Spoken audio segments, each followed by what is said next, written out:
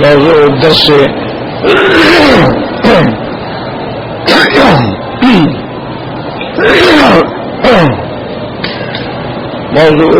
في بیان ما احل اللہ لعبادہ، سورۃ المائدہ، تفسیر ابن کثیر۔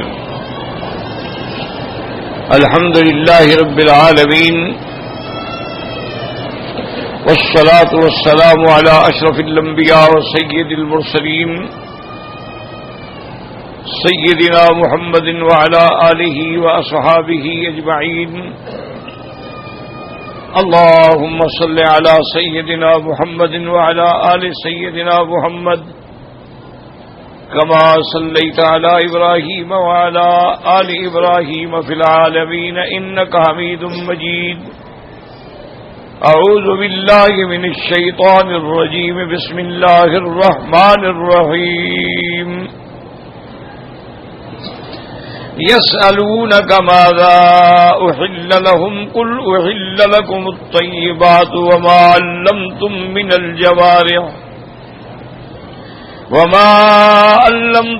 الجوارح مكلبين تعلمونهن مما علمكم الله، فكلوا مما أمسكن عليكم واذكروا اسم الله عليه واتقوا الله ان الله سريع الحساب۔ قال المؤلف والمفسر رحمه الله تعالى ادام النفع بعلومه وعلومكم في الدارين آمين، الى ان قال لما ذكر تعالى ما حرمه في الآية المتقدمة من الخبائث الضارة لمتناولها اما فی بدنہ او فی دینہ او فیہما، واستثنى ما استثناه فی حالت الضرورۃ کما قال تبارک وتعالی وقد فصل لكم ما حرم علیکم الا ما اضطررتم الیہ۔ قال بعدها يسألونك ماذا أحل لهم، قل أحل لكم الطيبات، كما في سورة الأعراف فی صفت محمد صلی اللہ علیہ وسلم انہ یحل لهم الطیبات ویحرم علیہم الخبائث۔ اب مفسر رحمت اللہ علیہ فرماتے ہیں کہ سابقہ آیات میں ہم نے وہ چیزیں پڑھی ہیں جو خبائث ہیں اور انسان کو نقصان دینے والی چیزیں۔ اب وہ نقصان یا تو اس کے بدن میں ہوتا ہے یا دین میں ہوتا ہے یا دونوں میں ہوتا ہے، اور پھر اللہ تبارک و تعالی نے ان چیزوں کا بھی بیان فرما دیا کہ حالت اضطرار میں کیا حلال ہے، کہ انسان کی اگر جان پہ بن جائے اور بھوک سے مرنے کی حالت ہو جائے تو پھر اس کے لیے عقل میتا بھی حلال ہو جاتی ہے۔ اسی کو اللہ نے دوسرے مقام پہ فرمایا وقد فصل لكم ما حرم عليكم الا ما اضطررتم اليه، کہ ہم نے کھول کے بیان کر دیا تم پر کہ جو چیزیں حرام ہیں ہاں مگر اگر مجبور ہو۔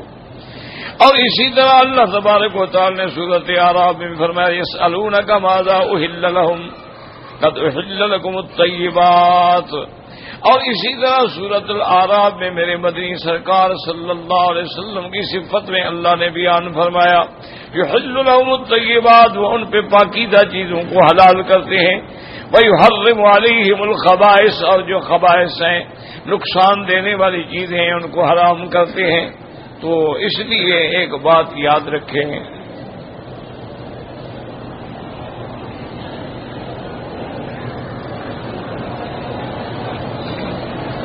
کہ اللہ تبارک و تعالی نے پوری کائنات مخلوق پیدا فرمائی، انسان پیدا فرمائے، جن پیدا فرمائے، ملائکہ پیدا فرمائے، آسمان و زمین پیدا فرمائے، شمس و قمر پیدا فرمائے، یہ سارا اللہ کا ایک نظام ہے۔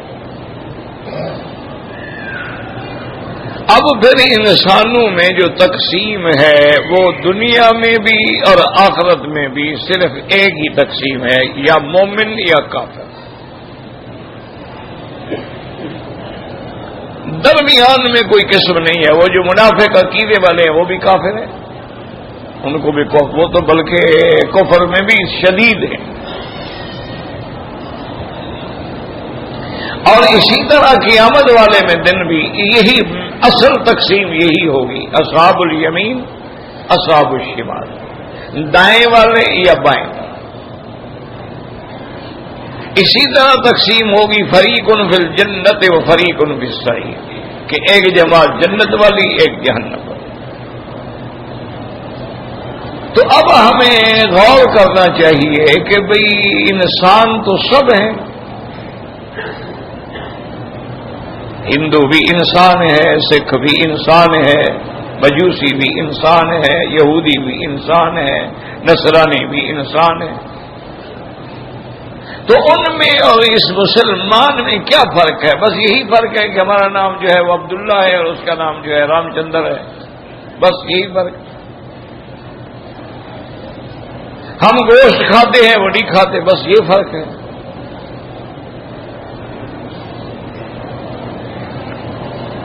اگر صرف یہی فرق ہے تو پھر یہ کوئی فرق تو نہ ہوا۔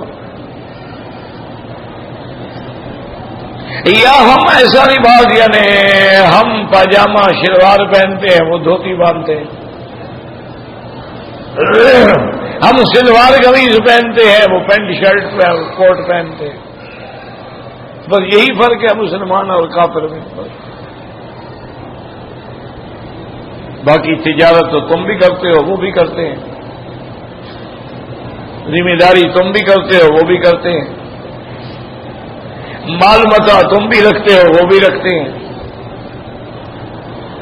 ہمدردی کبھی کبھی وہ بھی کرتی ہیں تم بھی کرتے ہو۔ تو پھر فرق آخر کیا ہے مسلمان میں اور کافر میں؟ ذرا اس بات پہ غور کریں۔ صرف کہہ دینے سے بندہ یہ نہیں ہے کہ مسلمان ہو گیا کہ جی بس میں مسلمان ہوں۔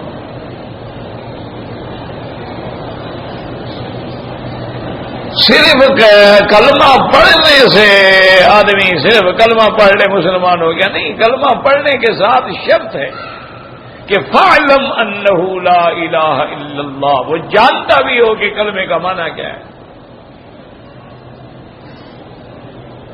کلمہ تو آپ طوطے کو بھی پڑھا دیں وہ بھی پڑھتا ہے گا ساتھ دن لا الہ الا اللہ لا الہ، مسلمان ہو جائے گا۔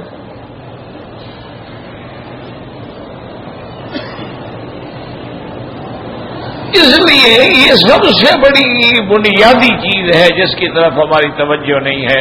کاروبار کی طرف توجہ ہے، پیسہ کیسے کمایا جائے اس کی طرف توجہ ہے، کپڑا کیسے استعمال کیا جائے توجہ ہے، درزی کون سا بہتر کپڑا سیتا ہے اس طرف بھی توجہ ہے۔ لیکن اسلام جو ہے وہ صرف نام ہے بس۔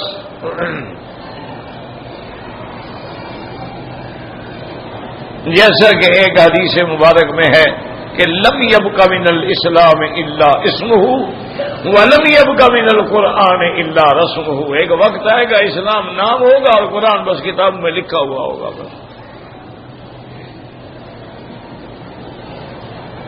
تو میرے عزیز کبھی تھوڑا سا اس پہ بھی وقت لگائیں، تھوڑی سی محنت کریں۔ دیکھو نا اللہ کا تو نظام دیکھ لیں کہ ایک بچہ پیدا ہوتا ہے تو اللہ نے تو اس کو ہر چیز دی، اس کو آنکھیں بھی دی ہیں، کان بھی دیے ہیں، زبان بھی دی ہے، اس کو قوت لامسہ بھی دی ہے، پاؤں بھی دیے ہیں، پکڑنے کے لیے ہاتھ بھی دیے ہیں، چکھنے کے لیے زبان بھی دی ہے۔ جو بڑا ہوتا ہے اس کی ضروریات کا اہتمام بھی ہو رہا ہے۔ جب تک دودھ کی ضرورت تھی اللہ نے دودھ بھی دیا ہے، جب کھانے کے قابل ہوا تو کھانے والی چیزیں بھی مل گئی۔ تو اللہ نے تو ہمارے لیے ہر چیز دی ہے نا۔ هو الذی خلق لکم ما فی الارض جمیعا، جو کچھ زمین میں ہے سب تمہارے لیے۔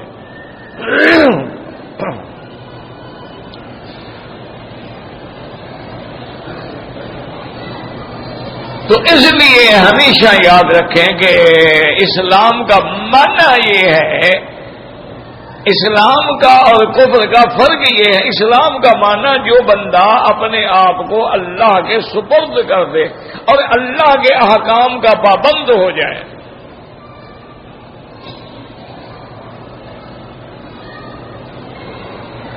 اسلام معنی ہی استسلام ہے کہ اپنے آپ کو سپرد کر دو۔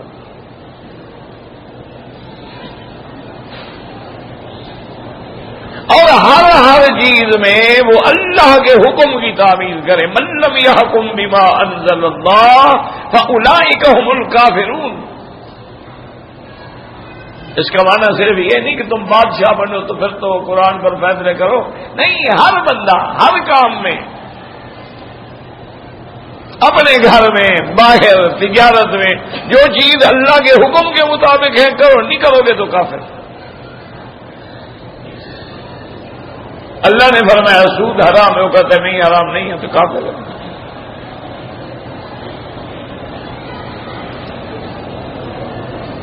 پھر اللہ کی رضا کو جاننے کے لیے ہمارا کوئی علم کا ذریعہ نہیں تھا تو اللہ نے پیغمبر بھیجے.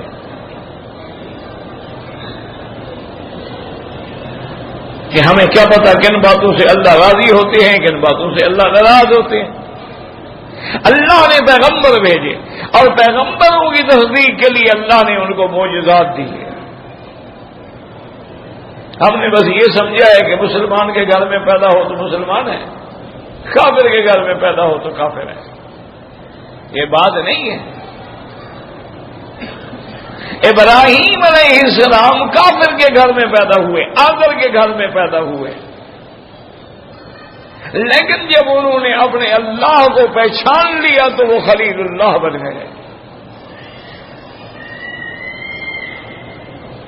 نوح علیہ السلام کا بیٹا جو ہے پیغمبر کے گھر میں پیدا ہوا، لیکن خدا کو نہیں مانا تو کافر بن گیا، غرق ہو گیا. تو صرف یہی کافی نہیں ہے کہ میں سید کا بیٹا ہوں، میں فلاں مولوی صاحب کا بیٹا ہوں، پیر صاحب کا بیٹا، یہ کافی نہیں ہے. قیامت کا تو ایسا دن ہوگا کہ لا انصاب بینہم یومئذ ولا یتساءلون، کہ اس دن کوئی نسب نہیں پوچھا جائے گا تم کون ہو اور کس کے بیٹے ہو. اگر اعمال صالحہ ہیں اور ایمان ہے تو پھر بلال بھی سیدنا بلال ہے، اور اگر ایمان اور عمل نہیں ہے تو پھر ابھی جہل جیسا آدمی بھی لعنت اللہ کا مستحق ہے.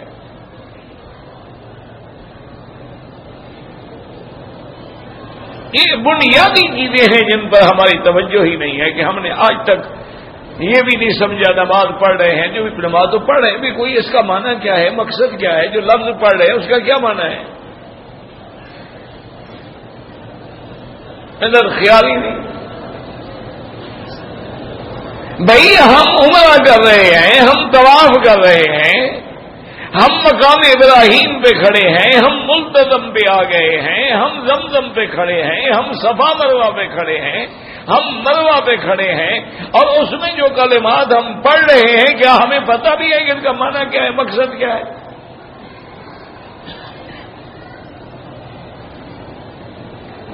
ہر آدمی ہے آ رہا ہے احرام باندھا لبیک اللہم لبیک، لیکن کبھی پوچھا بھی ہے کہ لبیک کا کیا معنی ہے؟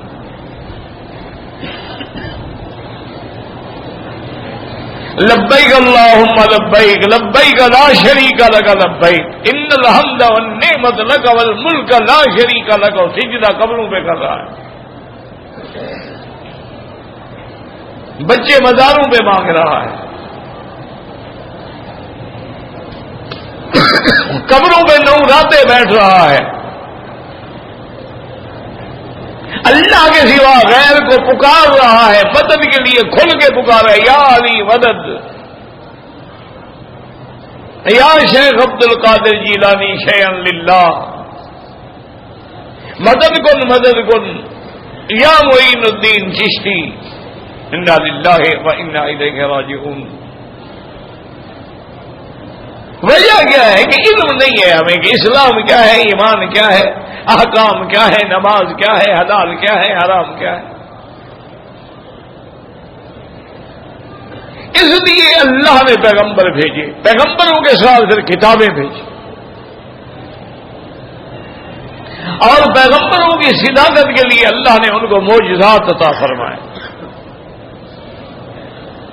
جو نشانی تھے اس بات کی کہ اللہ کا سچا رسول.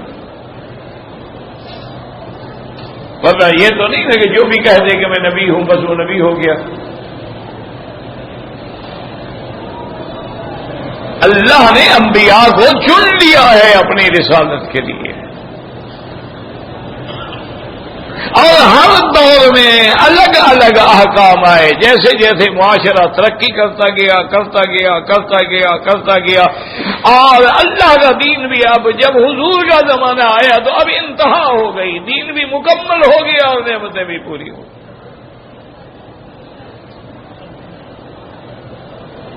تو اس لیے ہمیشہ یاد رکھیں کہ اتنی ساری تفاصیل پڑھنے کی پھر کیا ضرورت ہے. اسی کا نام ہے کہ اللہ نے اپنے پیغمبر کو حکم دیا کہ میرے بندوں کو بتلا دو کہ کیا حرام ہے اور کیا حلال ہے.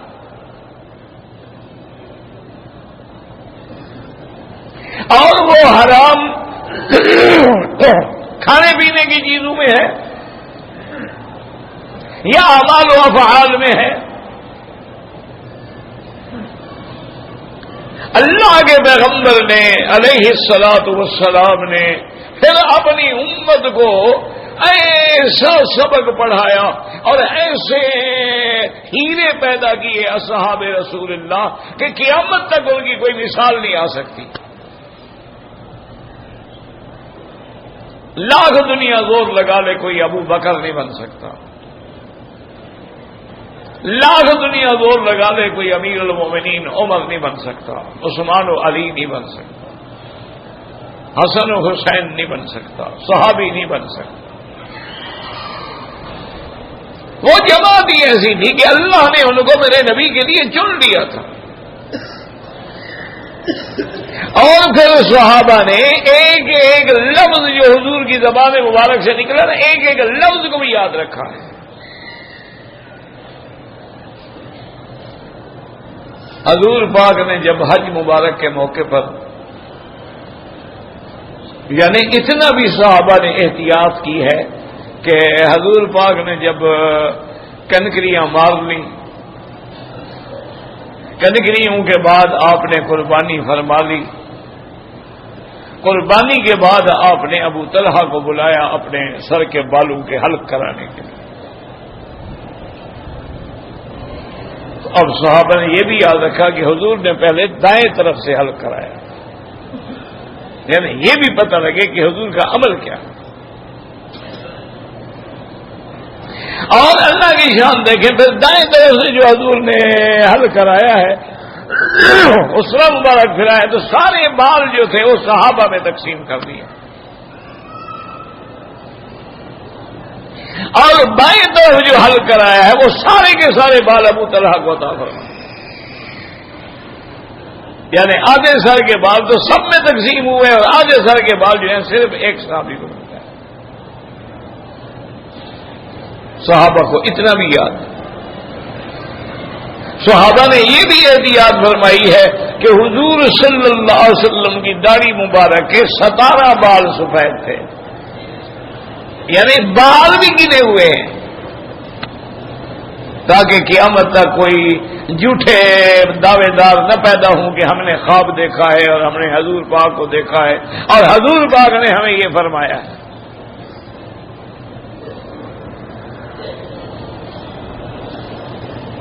یاد رکھو، زیارت ہو سکتی ہے، خواب میں ہو سکتی ہے. اللہ ہم گناہ گاروں کو بھی قادر ہیں زیارت نصیب فرما دیں، یعنی وما ذلک علی اللہ بعزیز. لیکن یہ شرط ہے کہ وہ زیارت اسی حلیے میں ہو جو میرے مدنی پاک کا حلیہ ہے.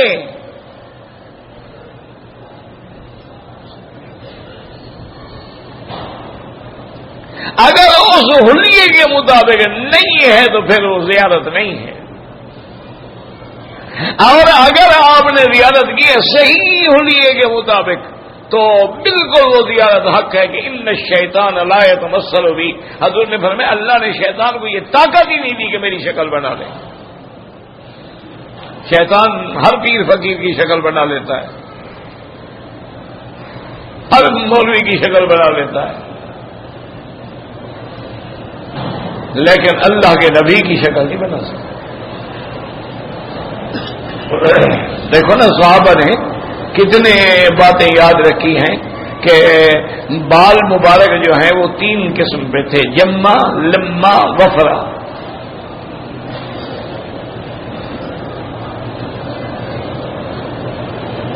اور یہ عشق رسول ہے میرے بھائی، جھنڈیاں لگانے کا نام عشق نہیں ہے، خدا کے لیے غور کرو۔ پھر سمجھتے ہیں جیسے لیڈر آتے ہیں نا جی، تو ان کے استقبال کے لیے جھنڈیاں لگاؤ، بینر لگاؤ، اور حضور بھی اسی طرح خوش ہو جائیں گے، انا للہ و انا الیہ راجعون۔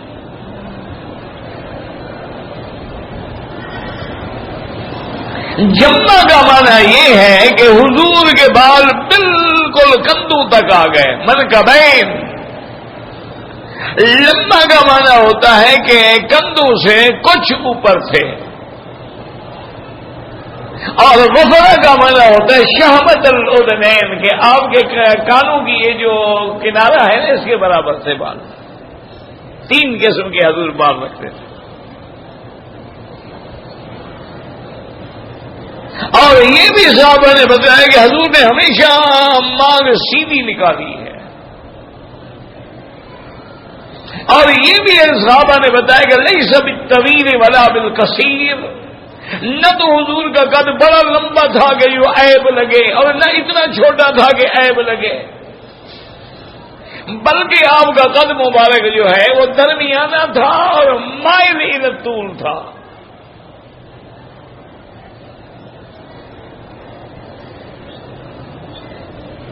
اور یہ بھی صحابہ نے بتلا دیا کہ حضور کی کف مبارک جو تھے، ہتھیلیاں مبارک جو تھی، الین من الحریر، ریشم سے بھی زیادہ نرم تھی۔ اور یہ بھی صحابہ نے بتا دیا بعید بین المنکبین، حضور کا یہ جو منکبین ہے نا، مقصد یہ ہے کہ یہ عریض تھے، زیادہ چوڑے تھے، جس کی وجہ سے سینہ مبارک زیادہ چوڑا تھا۔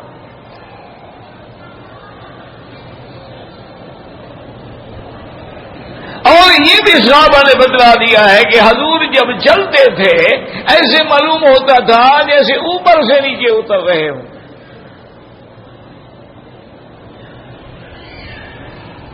اور یہ بھی صحابہ نے بتلا دیا کہ اگر سرکار دو عالم 1,00,000 آدمی میں کھڑے ہوں تو سب سے اونچے نظر آتے تھے، حالانکہ قد مبارک تو لمبا نہیں تھا۔ آپ کا قد مبارک تو لمبا نہیں تھا، جس کو بہت لمبا ہونا بھی تو عیب ہے نا، اسی لیے آپ کہتے ہیں لمبو، وہ دیکھا لمبو آ رہا ہے، وہ دیکھا ٹھیکنا آ رہا ہے، تو چھوٹا قد بھی عیب ہے، لمبا بھی عیب ہے، اصل تو اعتدال ہے۔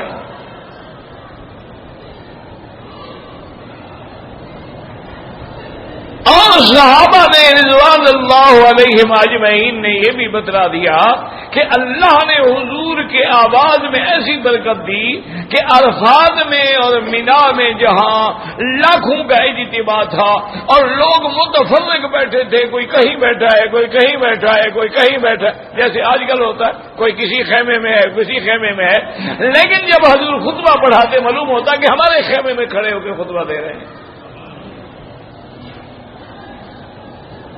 صلی اللہ علیہ وسلم۔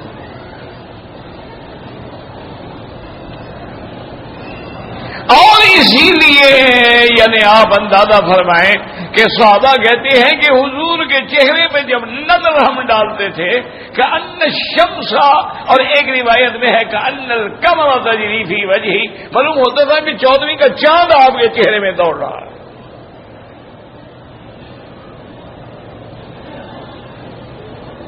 اور یہ بھی صحابہ نے بتلا دیا کہ حضور کو خوشبو پسند تھی،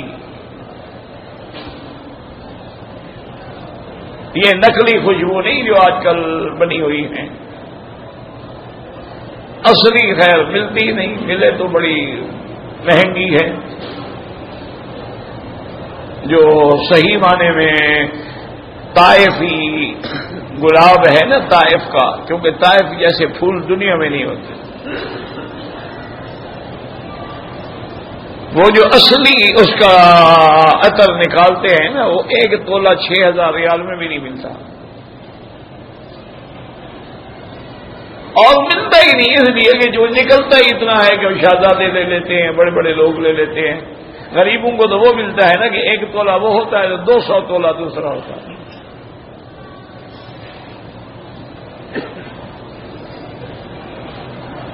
اور یہ بھی صحابہ نے بتلا دیا ہے کہ سرکار دو جہاں رحمت دو عالم صلی اللہ علیہ وعلی آلہ واصحابہ وسلم، آپ کا پسینہ مبارک جو ہے اور آپ کا جسد مبارک جو ہے اتنا خوشبو تھی کہ اگر کسی گلی سے گزر جاتے تو پوچھنا نہیں پڑتا تھا، گلی بتاتی تھی کہ یہاں سے محمد مصطفیٰ گزرے ہیں صلی اللہ علیہ وسلم، صلی اللہ علیہ وسلم۔ ایک دن حضور بی بی ام سلیم کے گھر میں سو رہے تھے، یہ اسی ابو طلحہ کی بیوی ہے جس کا میں ابھی ذکر کر رہا، ام سلیم، اور اسی بی بی ام سلیم کا بیٹا ہے حضرت انس، لیکن پہلے شوہر سے ہے، ابو طلحہ کا بیٹا نہیں ہے وہ، لیکن ماں ام سلیم ہے۔ اور حضرت انس جو ہیں یہ حضور کے خادم ہیں، کہتے ہیں خدم تو 10 سنین، میں نے 10 سال حضور کی خدمت کی ہے، 10 سال میں ایک دن مجھے حضور نے نہ ڈانٹا ہے، نہ گالی دی ہے، نہ جھڑکا ہے، نہ تھپڑ مارا ہے۔ تم بھی نوکروں کے ساتھ ایسے کرتے ہو، مسلمان ہو نا ماشاءاللہ، حضور کے بھی عاشق ہو، سبحان اللہ ماشاءاللہ۔ ہمارے پیر صاحب کے سامنے تو کوئی بیٹھ ہی نہیں سکتا جناب، چارپائی پہ پیر صاحب بیٹھے ہیں نا، پیر صاحب اوپر تو مرید نیچے، اور پیر صاحب کھڑے ہو جائیں تو مرید آگے ہاتھ باندھ کے کھڑے رہیں جیسے ہندو ہاتھ باندھتے ہیں۔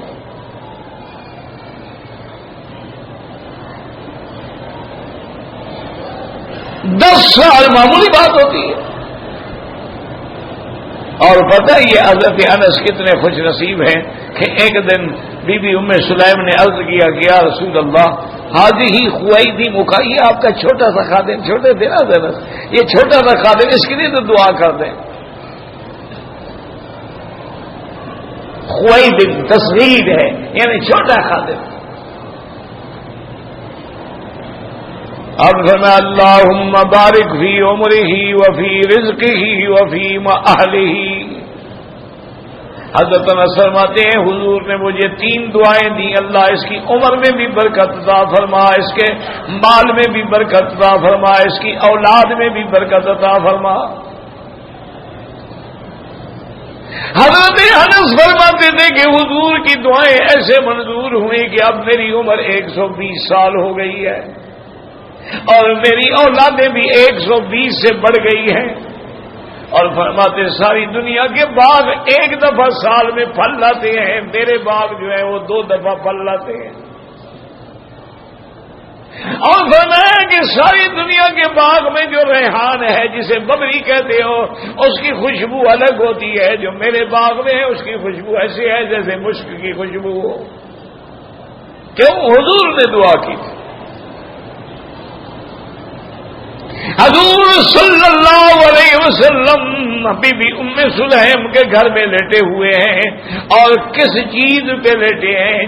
چٹائی پہ لیٹے ہوئے ہیں۔ تمہارے پیر بھی چٹائی پہ لیٹتے ہیں؟ کبھی تجربہ تو کرو یار، پھر جتنی مرضی آئے مجھے گالیاں دینا، کوئی حاضر نہیں کہنا وہابی کے پلے پڑ گئے تھے، لیکن کبھی تجربہ تو کرنا، پیر صحیح آئے نا تو نیچے چٹائی بٹھا دے، حضرت یہی بیٹھنا ہے، سونا بھی یہی ہے، کہے گا اچھا یہ مرید نہیں ہے، یہ بد اعتقاد ہو گیا، جاؤ تمہیں بیعت سے بھی نکال دیا۔ ایک دن تجربہ تو کرو نا، نہ کیا تمہارا کیا ایمان ہے؟ ساری دنیا کے ہم پیر اکٹھے کریں، حضور پاک کے پاؤں کے جوتے کی مٹی کے برابر بھی ہو سکتے ہیں، تو ان کو کیا تکلیف ہے کہ یہ پلنگوں کے بغیر نہیں سوتے؟ سرکار دو جہاں نے تو کبھی چمچ سے کھانا نہیں کھایا، سرکار دو جہاں نے تو کبھی کھڑے ہو کے کھانا نہیں کھایا، سرکار دو جہاں نے تو کبھی یہ نہیں ہوا کہ ڈونگے میں کھانا ہو اور پلیٹیں ہیں اور ڈشیں ہیں اور مختلف چیزیں ہیں، اور آپ تو ایک بڑا پیالہ ہوتا تھا اسی میں پانی ہوتا تھا، سارے صحابہ اسی سے پیتے، حضور بھی اسی سے پیتے۔ ان کے تو گلاس کو ہاتھ لگاؤ تو کہیں گے جراثیم ہو جائیں گے، دھو ڈالو یا توڑ دو۔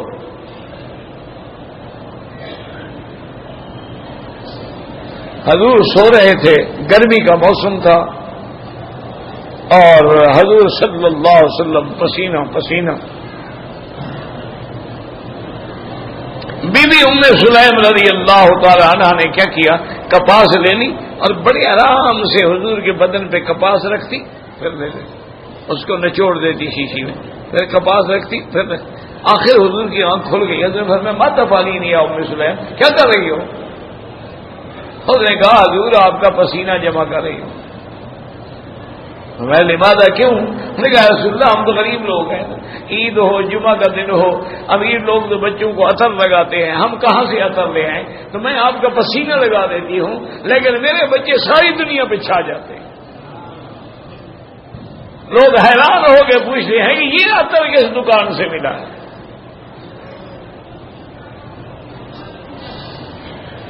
حضور صلی اللہ علیہ وسلم یعنی اتنا بھی صحابہ نے محفوظ رکھا ہے کہ بی بی فاطمہ رضی اللہ تعالیٰ فرماتی ہیں کہ ہم لیٹے ہوئے تھے، حضرت علی بھی لیٹے ہوئے تھے، میں بھی لیٹی ہوئی تھی، کیا ٹاٹ بچھا ہوا تھا، پلنگ نہیں تھے بی بی فاطمہ کے۔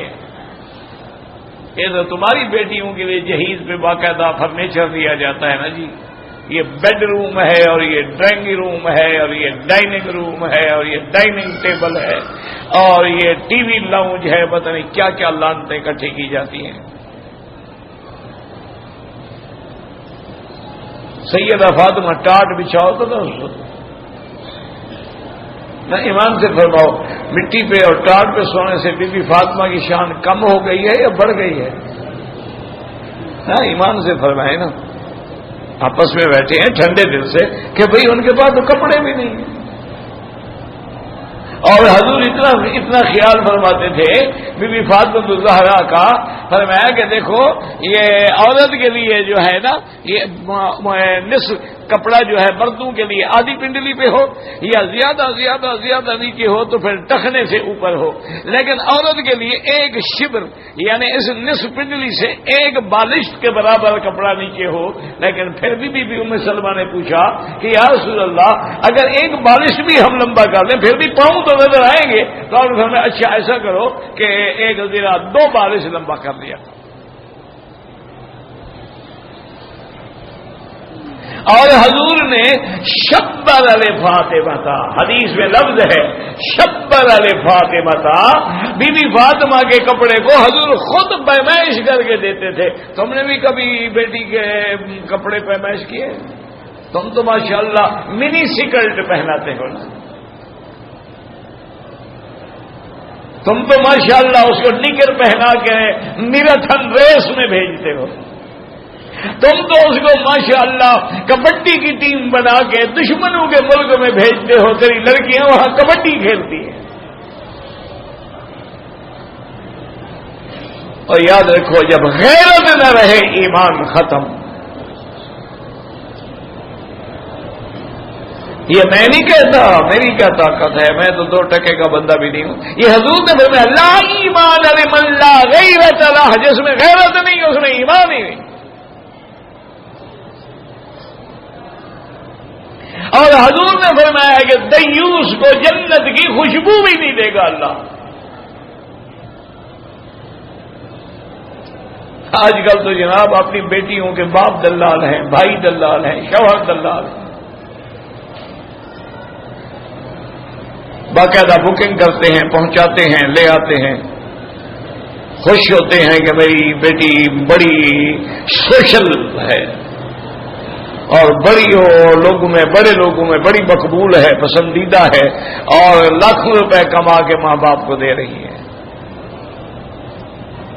انا للہ و انا الیہ راجعون ولا نقول الا کما یحب ربنا ویرضى۔ اور کیا کہہ سکتے ہیں، ہمارا کام تو یہی ہے نا کہ مولوی کا کام تو صرف رونا ہی ہوتا ہے نا، چیخنا ہوتا ہے، اور کیا ہوتا ہے؟ کیوں ہم تو اللہ کے دین کے چوکیدار ہیں، چوکیدار کا کام ہے پہرا دیتا ہے، چیختا ہے خبردار خبردار خبردار نہ جاگو تمہاری مرضی۔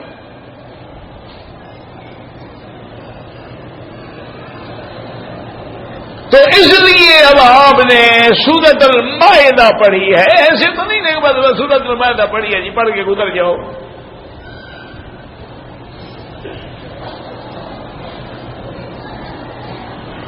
اور یہ بھی نظر رکھو اللہ نے محرمات پہلے ذکر کیے ہیں اور حلال کا ذکر بعد میں کیا. پہلے اللہ نے ان چیزوں کا ذکر کیا جو بندے کے لیے حرام ہیں. تو یاد رکھو کہ جس کو سرکار دو عالم کی زیارت ہو دعا کرو اللہ ہمیں بھی نصیب فرما دے. اللہ کے آگے تو مشکل نہیں ہے نا. دیکھو نا گناہگار بھی تو حضور کو دیکھتے تھے نا زندگی میں، کافر بھی دیکھتے تھے، فاسق فاجر بھی دیکھتے تھے، ابو جہل بھی دیکھتا تھا. ہم اس سے تو گندے نہیں ہیں نا بہرحال.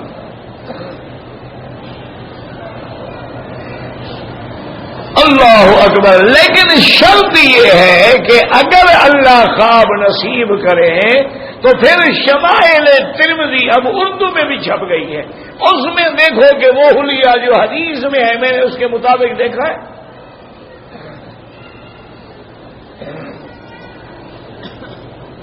اگر دیکھا ہے تو پھر خواب سچا ہے.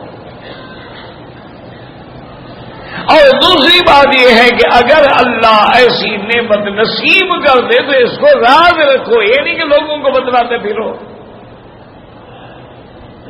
یہ نہیں کہ باقاعدہ ویڈیو بناؤ اور تقریریں کرو کہ حضور میرے دفتر میں آئے تھے اور پھر بھی میرے ادارے میں آئیں گے اور ان کے ٹکٹ کا بندوبست بھی میں نے کرنا ہے. اور اتنے بڑے جھوٹے جو ہیں وہ ہمارے لیڈر ہیں، ہمارے قائد ہیں، ہمارے ہیرو ہیں.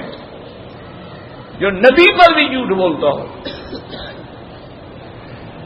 ایک اور پیر صاحب بھی تھے، فوت ہو گئے، نام نہیں لیتا، نام لینے سے غیبت ہوتی ہے.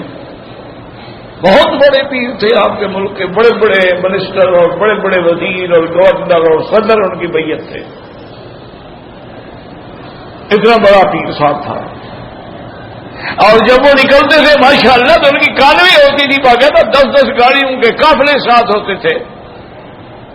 اور راستے میں جاتے جاتے بھی اشارہ کرتے، گاڑی رک جاتی اور جلدی سے دوڑ کے گاڑی سے اترتے اور دور جا کے ہاتھ باندھ کے کھڑے ہو جاتے. اب ساری دنیا کی گاڑیاں رک گئیں. جب 10 گاڑیاں سڑک پہ کھڑی ہو جائیں کون گزرے؟ ادھر والے بھی رک گئے، ادھر والے بھی رک گئے، میلوں تک لینے لگ گئی. پیر صاحب کھڑے. جتنے لوگ زیادہ رکتے گئے پیر صاحب کا تعارف بھی ہوتا گیا نا. لوگ پوچھتے گئے نا کون ہے کون ہے کون ہے کون ہے کون ہے. پیر صاحب کو ایسا بچہ تھوڑا تھا، ویسی چالاکی ایسی بھی تو کرتا تھا وہ.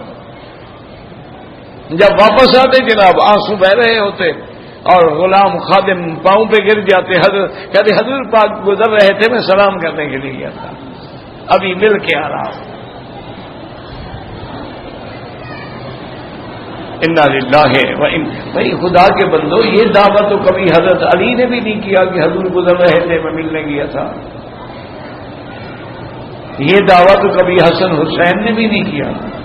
یہ جو تمہارے پیر کہتے ہیں کہ ہم ہر بات حضور سے پوچھ لیتے ہیں، حضرت حسین نے تو نہیں پوچھا نانا میں کربلا جاؤں یا نہ جاؤں. حضرت علی اور بی بی عائشہ کی جنگ ہو رہی ہے، ان میں سے تو کسی نے جرأت نہیں کی پوچھنے کی. صحابہ شہید ہو رہے ہیں. انا للہ و انا الیہ راجعون. اللہ تبارک و تعالی جو زندہ ہیں ہدایت دے، اور جو مر گئے ہیں اب معاملہ تیرے ہاتھ میں ہے، تو جان.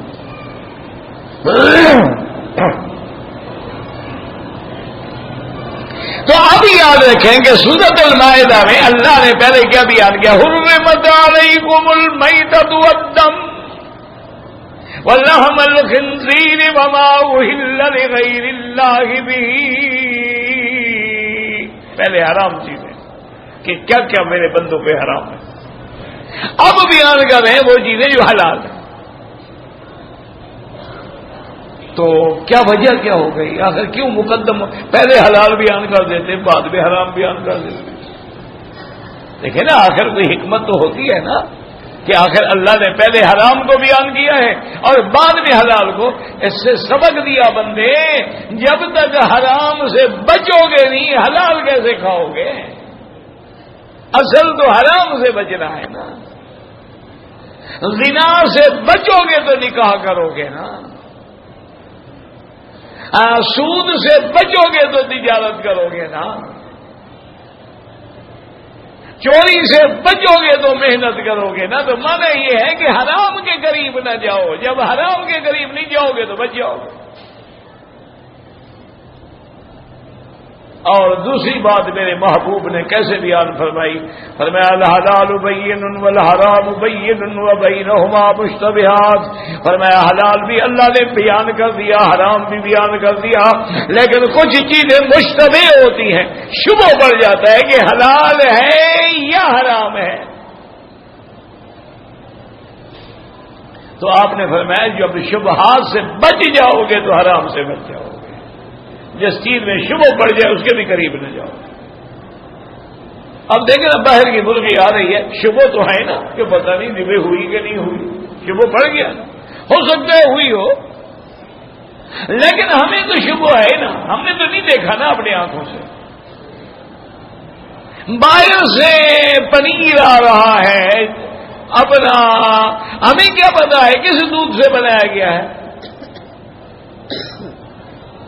باہر سے جو گھی بن کے آ رہا ہے ہمیں کیا پتا ہے۔ آپ تو شاید باہر گئے ہوں گے، ضرور گئے ہوں گے، وہاں بڑے بڑے جو سلٹر ہاؤس ہوتے ہیں نا، جہاں گوشت بکتے ہیں اور گوشت کٹتے ہیں، تو وہاں پتہ کیا ہے کہ وہ بڑے ڈرم رکھے ہوتے ہیں ان کسائیوں کے آگے، تو وہ اس کی چربی جب صاف کرتے ہیں تو ڈرم میں ڈال دیتے ہیں، چربی صاف کرتے ہیں، کیونکہ چربی والا گوشت نہیں لیتے اگلے کے بھی فیٹ ہے، چربی والا گوشت ہم نہیں کھاتے، تو وہ چربی کو صاف کر کے ڈرم میں ڈال دیتے ہیں، جب ڈرم بھر جاتا ہے تو پیک ہو کے چلا جاتا ہے کمپنی میں۔ اچھا اب اس میں اگر گائے کا گوشت ہے تو اس کی چربی بھی اسی میں ہے، بکرے کا ہے اسی میں ہے، خنزیر کا ہے چربی اسی میں ہے، کیوں اس کے نزدیک تو حلال حرام کا مسئلہ ہی نہیں نا۔ اور اسی چربی سے جناب کے لیے پھر کوکنگ آئل بنتے ہیں، صابن بنتے ہیں، کریمیں بنتی ہیں، اس میں ہر قسم کی وہ چربی ہے۔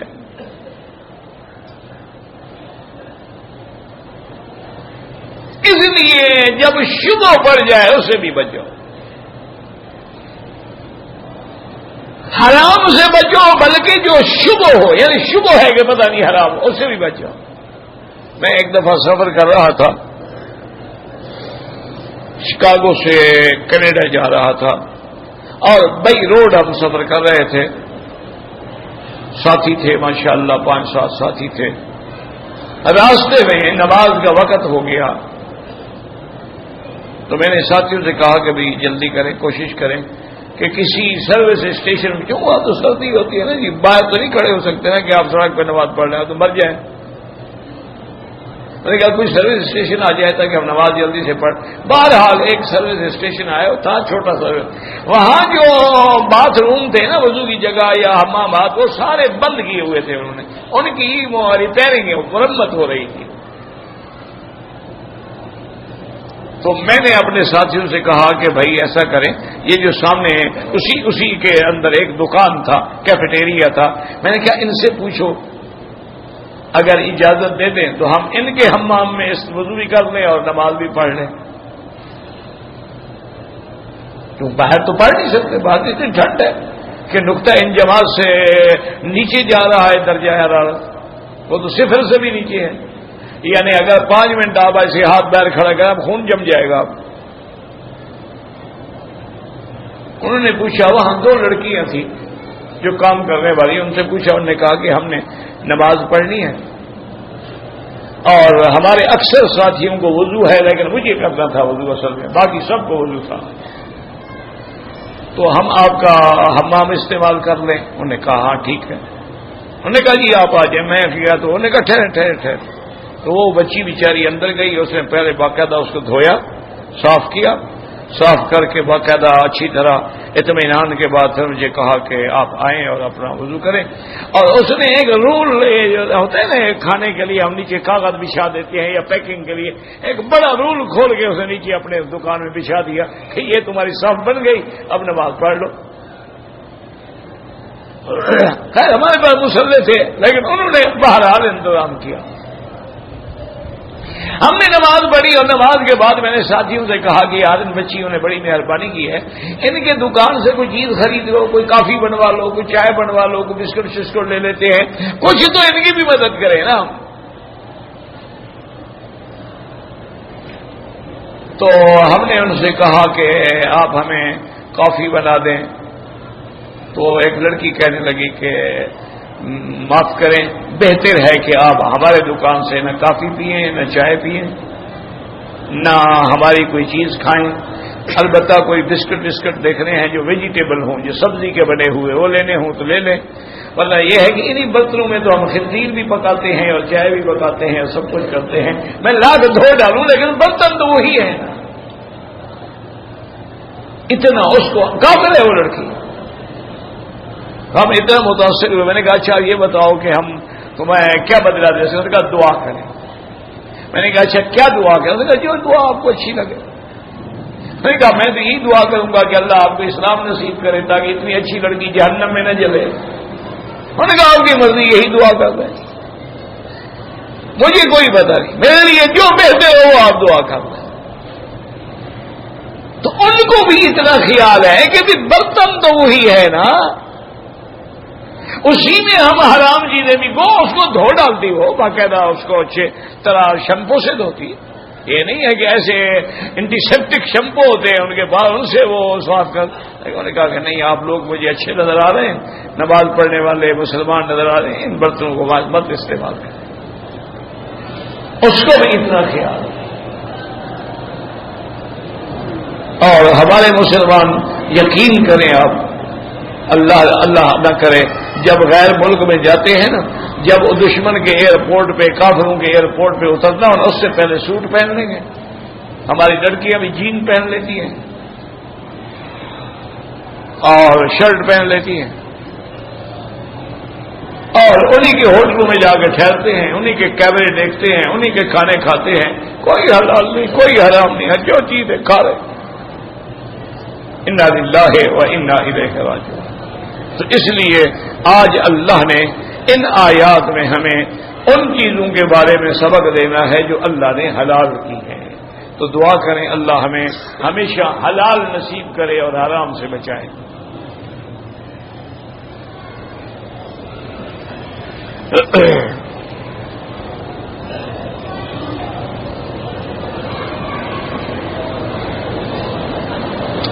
میرا بیٹا درویش ہے، یعنی مقصد ہے کہ دماغ اس کا پورا نہیں ہے، داڑھی بہت بڑی ہو گئی ہے، تو ہاں ایک مشت سے زیادہ کاٹی جا سکتی ہے، کوئی منع نہیں،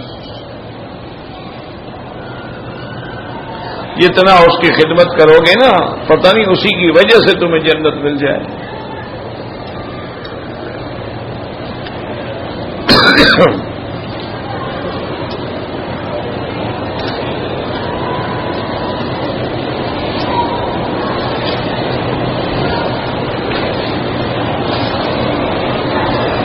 کہتے ہیں جی کہ بعض ڈاکٹر جو ہیں مریضوں کے ٹیسٹ لکھتے ہیں، لیکن لیبارٹری والوں سے بھی ان کا شیئر ہوتا ہے کہ ہمیں اتنی پرسنٹیج آپ دیں گے، بالکل حرام ہے، ڈاکٹر کے لیے بھی دینے والے کے لیے بھی۔ یہ کس بات، کتنا بڑا دھوکہ ہے کہ اس کو ٹیسٹ لکھ کے دے رہے ہیں، ان کے ساتھ طے ہے، اور پھر جب جو نہیں لکھنا ہوتا وہ بھی لکھ دیں گے تاکہ زیادہ پیسے بھی لگیں، بالکل حرام۔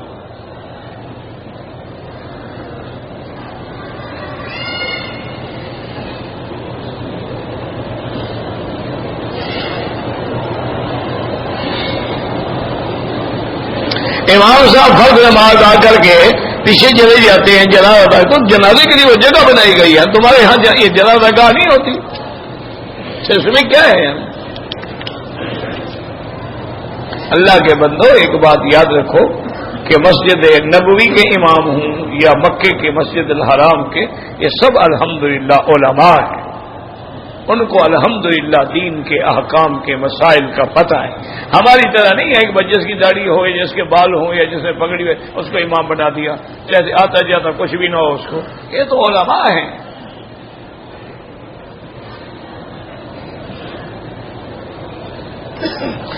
میں اگر مسجد میں نماز کے لیے جاتا ہوں تو تحیت الوضو اور تحیت المسجد جو ہے ایک ہی دفعہ پڑھ لیتا ہوں، اصولاً تحیت الوضو الگ ہے، تحیت المسجد الگ ہے، لیکن نہ پڑھنے سے تو بہتر ہے نا۔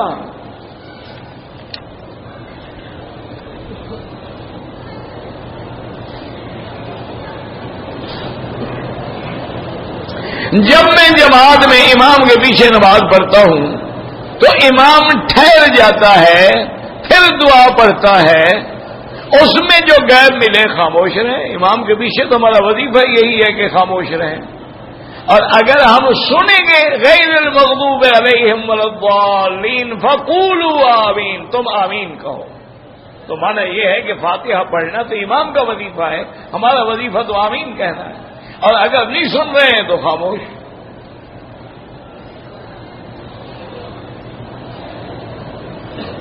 وضو کرنے کے بعد مسجد میں جب داخل ہو تحیت الوضو پڑھو، تحیت المسجد پڑھو، دونوں پڑھو۔ یہ تو نفل ہے، جتنا گول ڈالو گے اتنا میٹھا ہوگا۔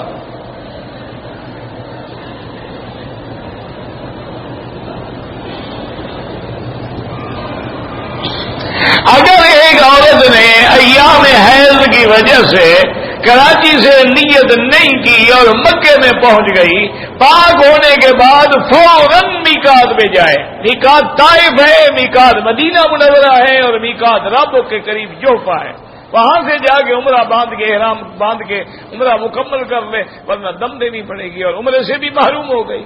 عورت حیض میں یاد رکھو نیت کر سکتی ہے، لبیک اللہم لبیک، لبیک بعمرۃ، لبیک بھی پڑھ سکتی ہے، آگے ہوٹل میں رہے، جب پاک ہو جائے عمرہ کر لے۔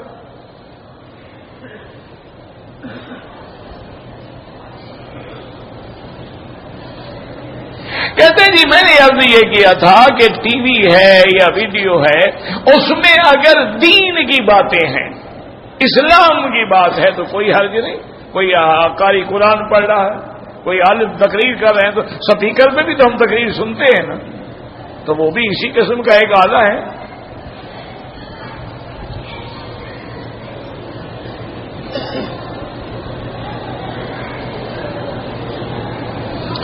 کہتے ہیں جی کہ میں نے قرآن شریف میں پڑھا ہے کہ اللہ نے فرمایا کہ جب تم اپنے جانوں پہ ظلم کرو تو میرے نبی حضرت محمد مصطفیٰ سے آئیں تو ان سے درخواست کریں۔ تو میرے بھائی یہ تو زندگی کا حکم تھا نا، جب حضور موجود تھے، وَلَوْ أَنَّهُمْ إِذْ ظَلَمُوا أَنفُسَهُمْ جَاءُوكَ فَاسْتَغْفَرُوا اللَّهَ وَاسْتَغْفَرَ لَهُمُ الرَّسُولُ، تو حضور ان کے لیے مغفرت دی، تو حضور کی زندگی کا مسئلہ ہے۔ وفات کے بعد کسی صحابی نے جا کے درخواست کی ہے؟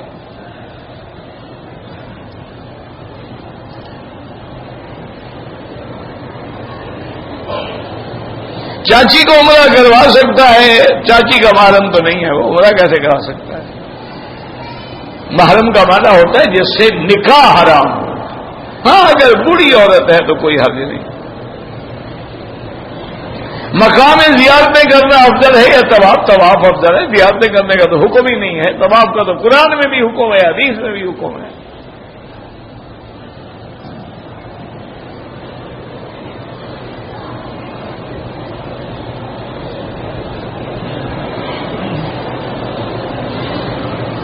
میں نے تو بتایا ہے نا کہ حضور جو درود شریف ہم نماز میں پڑھتے ہیں، حضور یہی پڑھتے تھے۔ میں نے بتا تو دیا تھا، اور کیا حوالہ دیں؟ حضور نماز میں کوئی اور درود پڑھتے تھے؟ آپ حوالہ دینا اگر اور درود پڑھتے تھے، میں کیوں حوالہ؟ میرا تو یہی حوالہ ہے کہ یہی نماز ہمیں حضور نے سکھلائی ہے، حضور بھی اسی طرح پڑھتے تھے جو ہمیں سکھلایا ہے۔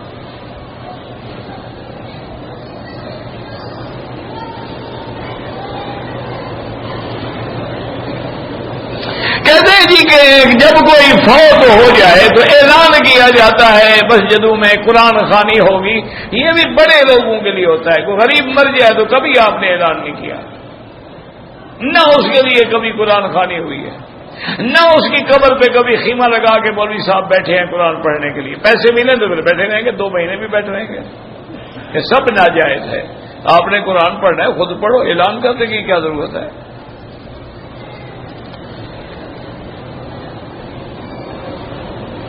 کہتے جی کہ جب لڑکے سے نکاح کے وقت ایجاب قبول کراتے ہیں، کوئی 1 دفعہ کراتے ہیں، کوئی 3 دفعہ، 1 دفعہ ہی کافی ہے۔ وہ مولوی کو شک ہوگا، وہ 3 دفعہ کراتا ہوگا، ورنہ ایک دفعہ کافی ہے، قبل تو خلاص قبل تو.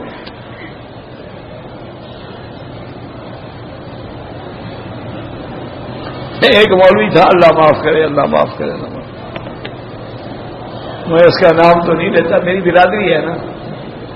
تو اس نے کہا کہ ساس سے نکاح کرنا جائز ہے. لا حول ولا، سارے علاقے میں شہرت ہو گئی. ایسا مسئلہ بیان کرو تو آدمی مشہور تو جلدی ہو جاتا ہے نا. تو بہرحال مولوی صاحبان جب گئے اس کے پاس کہ یار تم اچھے خاصے پڑھے لکھے آدمی ہو اور مولوی بھی یہ کیا تھا. اور نے کہا حضرت جس آدمی کا پہلے اس کا جو داماد ہے وہ تو ہے ہی مشرک، اس کا نکاح ہوا کہاں؟ جب نکاح نہیں ہوا یہ ساس کہاں کی تھی؟ وہ تو قبر پرست ہے، اس کا نکاح ہوتا ہی نہیں. انہوں نے کہا بھی یہ اچھا آدمی. انہوں نے کہا تمہیں پتا ہے؟ انہوں نے کہا مجھے پتا تھا. انہوں نے کہا تم نے تو مطلق فتویٰ دے دیا نا کہ نکاح جائز ہے، تو پھر کسی ایک آدمی کا فیصلہ کرتے نا تم. لیکن اب دیکھیں کیسے مولوی صاحب نے بہانہ بنا دیا. نماز مغرب کے بعد جو نوافل ہیں وہ نوافل ہیں، پڑھو ثواب ہے، نہ پڑھو تو نہ پڑھو.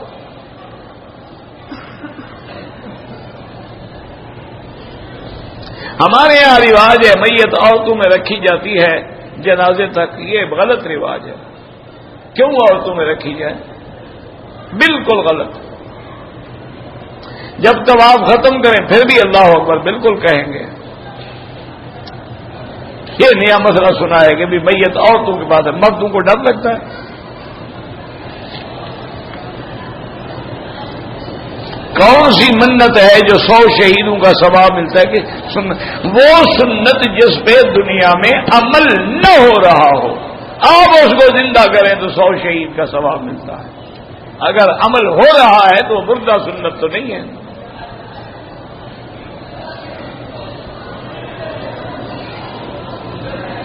حضور کی جنازے کی نماز اللہ نے بھی پڑھی ہے. اللہ مخلوق کا جنازہ پڑھتا ہے؟ یار خدا کا خوف کرو.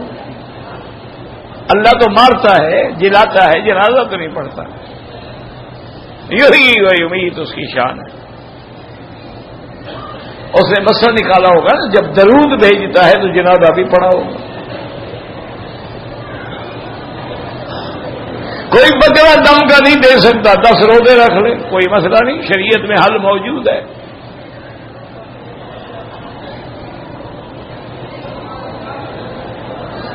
اللہ کے نبی کو نور میں نور اللہ کہے یا عالم غیب سمجھے یا حاضر ناظر، وہ کافر ہے، اس کے پیچھے نماز نہیں ہوتی.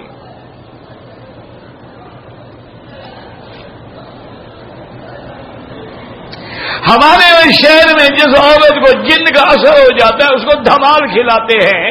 یہ بالکل ظلم ہے، جاہل ہے، فاسق فاجر ہیں جو نہ محرم عورتوں کو پکڑ کے دھمال کھلا رہے ہیں. کوئی جن شن نہیں ہوتا. جن کہتے ہیں دھمال کھیلو، اچھا جن ہے.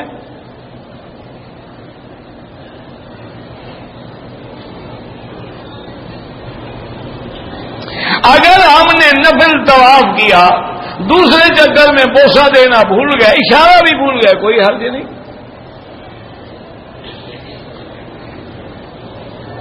مدینہ منورہ میں 40 نمازیں پڑھنے کی بہت بڑی فضیلت ہے، لیکن اس کا زیارت سے کوئی تعلق نہیں. جو 40 نمازیں پڑھے اور اس کی ایک نماز بھی مسجد نبوی کی جماعت سے نہ رہے، اللہ اس کو نفاق سے اور جہنم سے بری کر دیتے ہیں. طواف کے دوران نظر کہاں رکھے؟ قدموں میں. یہ تھوڑا ہے کہ لوگوں کی عورتوں کو دیکھتے رہو.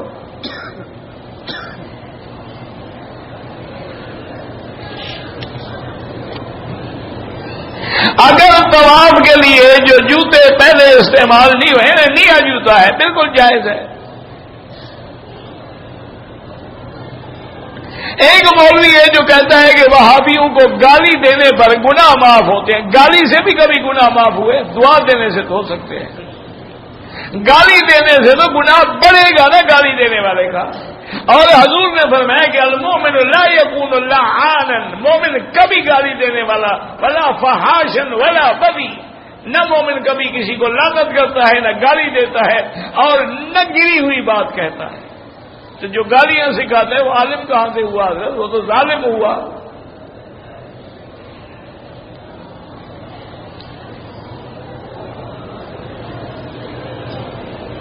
اگر صلاۃ و سلام ہم پڑھنے جائیں، ہمیں لوگوں کے نام یاد نہیں ہیں، تو کسی نے کہا ہے تو سلام اس کا بھی عرض کر دو، نہیں یاد تو نہ صحیح۔